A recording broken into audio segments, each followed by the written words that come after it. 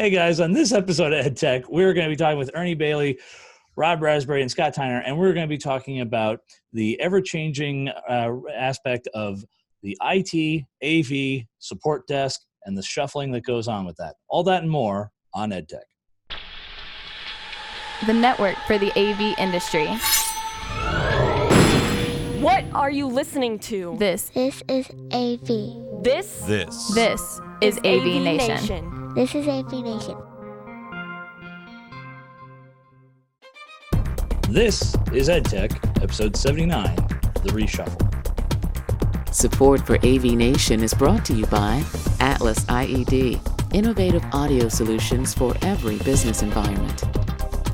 This is EdTech, the Higher Ed Monthly Podcast. I'm your host, Bill O'Donnell. This month, I'm joined by Ernie Bailey. How are you, sir? I'm doing just fine. Good to hear you. Also, Rob Raspberry. How are you, sir? Great. Thanks for having me again. Of course. And, of course, Mr. Scott Tyner. How are you, sir? Hey, Bill. I'm doing well. It's always great to be here. Yay. So, our first article comes to us from AV Network, AV Technology magazine, brought to us by a awesome writer and colleague by the name of Margot Duwally. But anyway, it covers Boston University's Learning and Event Technology Services, or LETS. And if you actually read through on the article and everything, it talks about how they've actually gone and started to merge together the AV and IT services folks and everything, as well as what they plan to do internally versus externally and things like that. And it's one of those things that if you're in the higher ed tech world and everything, it's something that's been going on for a while. There's always been the AV folks. There's always been the IT folks. We've kind of talked about this back and forth and everything, but by the looks of it, BU is actually going and actually kind of merging the stuff together and everything. And before the podcast started, we were kind of talking about these things, and Ernie was actually going over a couple of steps. So, Ernie, you want to talk to us a little bit about what some of the things you guys have planned?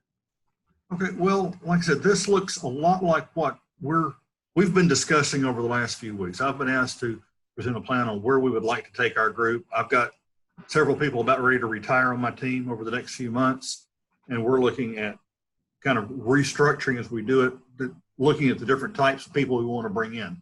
We're doing a much reduced version of what they're talking about right now. We do the planning, the design, integration, mostly in-house.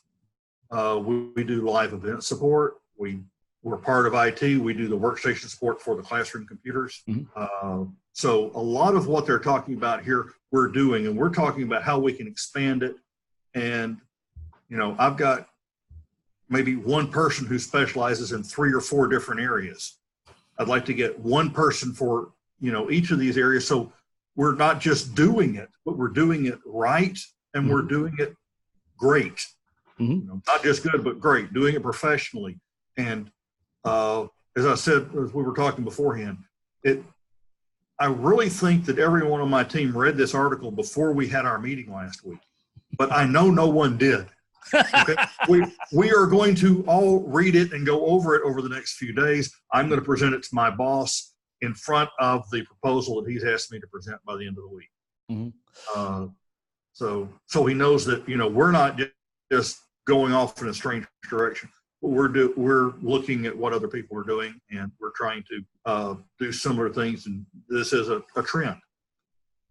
Yeah, as I say, I guess the big question is it more is it more cross training, or is it more in the realm of listen, these are kind of like the basics you need to know on these things. It's a little a mix of both and everything, but yeah.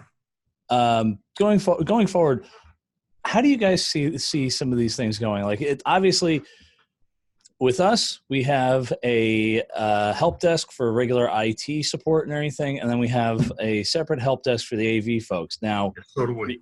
Now, for you guys, do the IT folks know? Like, is there ones where they go, "Oh, actually, that's really more of an IT issue," or "That's more of a user support issue"? What? We'll put in a ticket, but we'll shift it over to the user services folks versus, oh, that's actual classroom technology support, or that's room-based. That's a room-based issue. That's not, oh, someone's login isn't quite working. Okay, well, that kind of thing. Yeah, we do that in that our two help desks do talk to each other. Mm-hmm. And I mentioned this maybe before you came on, but we were reorganized this week. So, and my boss now traded one of the groups he had mm-hmm. for the main IT help desk. Oh. So that's under him as well as my help desk. So is there any possibility of future draft picks? That's possible. We're actually talking about using some of their people to cross-train our team in better remote workstation support. So when we're dealing with the classrooms, we don't have to send a classroom tech over to our classroom request over to the main IT help desk. Oh, okay. We could do the preliminary stuff.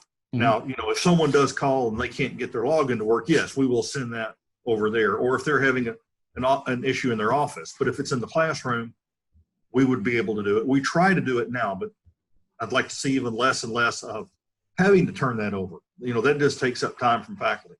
Of course. Scott, do you guys have, I kind of see you nodding your head and everything. Is you guys going down the similar path, or have you already hit the Shangri-La of like, no, this has already been put together and melded? We're somewhat close. So a couple years ago, 3 years ago, let's say, we had, just like we had some retirements, some things changed. And so my role changed in that I oversee what was the IT help desk. I still oversee what we used to call classroom technology, who did have their own help desk. We've merged those now so that there is not a separate number for classroom technology. If people have to call, they call our IT help desk. There's some things had to change about that, with phone being answered, and it just used to not get answered. Now it's getting answered. We also have our help buttons on our touch panel, so calls for classroom emergencies don't often come in. But it is a single help desk. We meet as a group, we have our huddles every 2 days a week. So we get together, we meet together. We're struggling a little bit still in some of the people being able to do each other's jobs. And I struggle some of that. And I think I'm curious here, everybody would, right? Programming, design, and even support of AV systems is a pretty unique thing, just as being able to troubleshoot a computer is a pretty unique thing.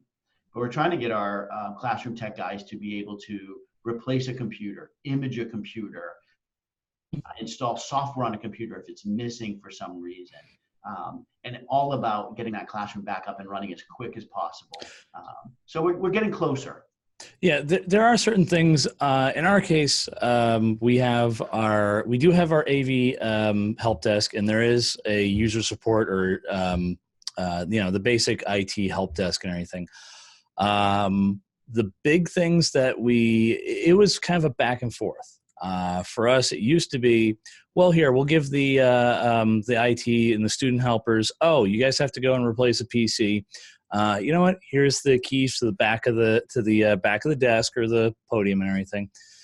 And, here you guys, we'll go and start to swap it out and everything. However, due to the fact that I don't know if you guys have dealt with this problem, but every now and then faculty like to be like, oh, no, I know what the problem is, and kind of get their hands in the back. So we had to seal everything up. Now it's gotten down to the point where they're in clamping rack shelves, and we literally just told the students, you know what, guys, we'll just take care of it ourselves. It's not a big deal. It's just one of those make life easier kind of things. Rob, for you guys, obviously, I know you handle things a little bit more also on the production side of things, but have you seen like a similar move on your campus? Since we have a few more silos, not so much. I think with the big push as far as bringing your own device, that sort of keeps some of this separate, so that when my guys go out and they're troubleshooting an issue with a projector or a touch panel or something like that, it rarely crosses over into imaging or software or an issue with Office 365 or something like that. So those two worlds rarely merge simply because we're sort of moving towards that BYOD model. That being said, tickets come into help desk, they see, oh, there's something wrong in the classroom, and they put it over in our queue. But in general, people know how to respond to our queue. So most of those requests or troubleshooting requests that come into my classroom technology group versus to the general IT help desk. Now, we do work in synergy. We do help each other. There are things that obviously cross over. As an example, when something goes wrong in a president's conference room or during a trustee meeting or one of the big things, everybody works together, basically at the same time to ensure that. Yeah, executive level support. So if you've mentioned, like, just going back for a second, when you say you have more BYOD stuff, is that because the classrooms are more, here's a connection for your laptop, or here's a setup for like your iPad, or do you guys have like, say WebEx Share or Solstice or AirMedia, the pick your flavor of wireless collaboration, or is it? So, at this point, it's still pretty basic stuff. Bring in your laptop or your iPad and have an adapter, hook it up into the system and pretty much go. But we are trying to get more into the wireless collaboration. We have some places on campus that use the Synapse platform from Wolf Vision, which is very, very nice. And then there is some Solstice in there. There's not really a whole, consensus on which platform to, completely go with. But I think as the instructors and the faculty get younger, they have more technical knowledge. They like to just bring in their thing, plug it in. They don't want to load up a PowerPoint or any kind of classroom material on a lectern or a podium in a classroom. They want to bring in their stuff, plug it in, and they want to go. Yeah. And I think that's been a big push that seems to gain ground on our campus. Yeah, for us, it's been it took us a little while to get Solstice on the ground. It's gotten better. And there's been like little setbacks here and there, but it's been one of those things of like we've had to note things with the IT, with the specifically with the user services folks and everything. In terms of like a lot of our students like to use Mac and everything, which has its own stuff. But recently they got a license with WebEx, and with that they suddenly said, "Oh, we're going to go with WebEx hardware for everything." And I'm like, "Everything?" They went, "Yes." And I'm like, "Does that include the collaboration?" They're like, "Oh yeah, no, we're going to have the WebEx share units." And I'm like, "Okay." So we originally went from having one platform to now we have two platforms, and it's a matter of really at this point it boils down to the CIO looking at like which is more cost effective. Me, I simply just look and say, listen, as long as there is an easy, the push button app and everything, I'm good. Currently, if you look on the Google App Store, there's 3 different WebEx apps. So it's one of those ones where I look and I say, yeah, this is going to take a little bit of time. But it is what it is on those things. Yeah, you were talking about the buy-in for wireless. We were putting wireless gateways in all of our classrooms and not getting much use of them and trying to debate whether we really need it or not. We figured, at some point it's going to take off. Well, we just redid the chancellor's boardroom where all the deans come in to meet with the chancellor and his cabinet and all that.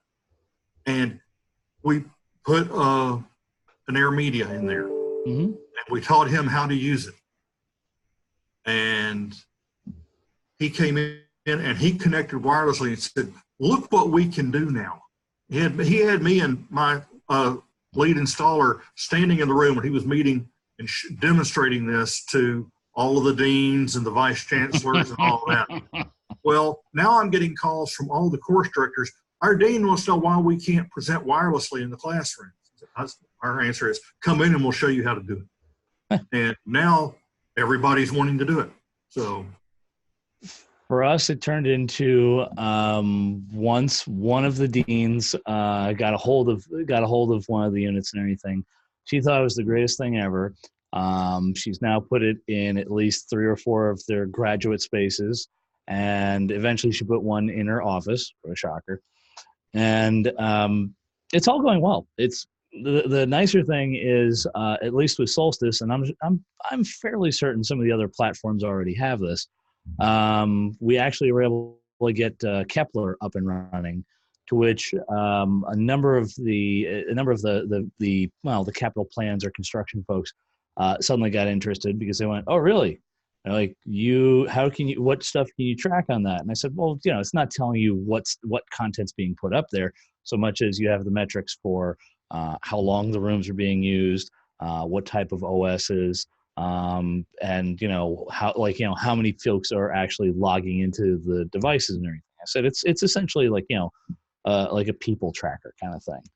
And they said, oh, and so eventually they're going to start looking at some of the long-term data because it goes back to their space utilization and everything, which for them is how efficient is our campus and everything. But that's, as I say, once again, those are things that are many, many levels above my pay grade. Anyways, so after that, we have, if you weren't aware, this past week there was EDUCAUSE, which was held out in Chicago. It is more IT focused rather than say Infocom or CCUMC. Me personally, out of all three, I prefer CCUMC. However, just the stars never really seem to align for me in terms of attendance, and kind of key leadership folks usually tend to go to. Now, the article itself kind of covered how what some of the folks should be looking to, mostly because certain things are starting to move to the cloud. Once again, and that for me is a kind of a generalized term, because when folks say, "Oh, we're moving to the cloud," well, there's the private cloud and then there's the public cloud. As I say, Ernie, and you can agree or disagree. Our folks have said, "Oh yeah, we're on the cloud," and then I take a look deeper, and it's like, well, it's our private cloud. It's and as I say, in your case, I would almost guarantee it's a private cloud because the one, as I say, if you're not aware, Ernie, as I say, where Ernie's at, the magical words of HIPAA compliance come into play so quickly. That is right. When FERPA is secondary in an educational institution, you've got security going on there. Yeah. But I like the thing I read not long ago. The cloud is just someone else's computer. Yeah. That's really all it is. It may be down the hall, it may be in the next building over, or it may be floating on a barge in the Pacific. Could be. Could be in a as I say, I was going to say it could be in a hardened bunker somewhere, but I'm like, that's the old DoD days. Amazon Web Services simply just goes and says, yeah, no one's getting to this. Or it could be in their warehouse that's over in Edison, New Jersey, up on their second floor. Fun story on that one. Many moons ago, when I used to actually work for an integrator, we would be doing stuff for Bloomberg. And Bloomberg had an interesting setup for some of their sites. This one that I went to, it was part day trading floor, part printmaking shop, and then the top half of the portion was a data center. And, someone like me had pretty much access to everything. And I'm going, this is top security of the world. Keep in mind, this was also around 2005, 2006. So certain things were still, hadn't gotten locked down. And on top of that, back then, Tamberg was, Tamberg still had cameras that were about as big as my head. Anyway, rolling this back. So some of these things are kind of more straightforward, at least on the IT side about some of these things.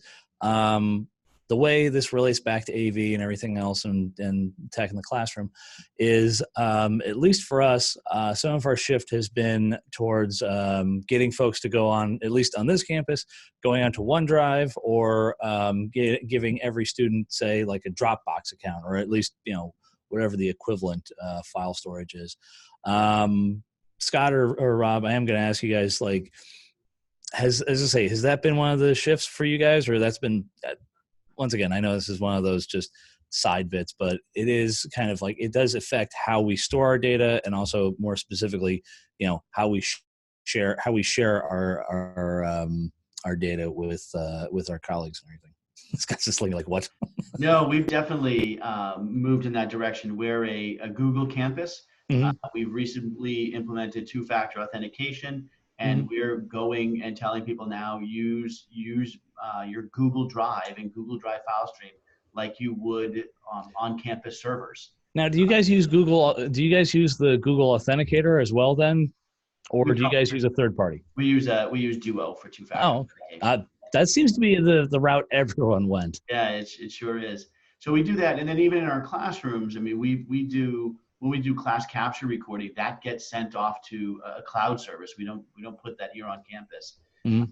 I think for me, the important thing about this article that we need to think about and talk about is technology people on our campus is that cost benefit analysis. Yes. And really doing a real study of it. And then when we talk to our IT departments, which I'm in, helping convince people that it's not going to get rid of your job, because I think that's a big thing that people are worried about. But it in many ways, in my experience, it makes things, it improves things quicker and makes the work easier to do.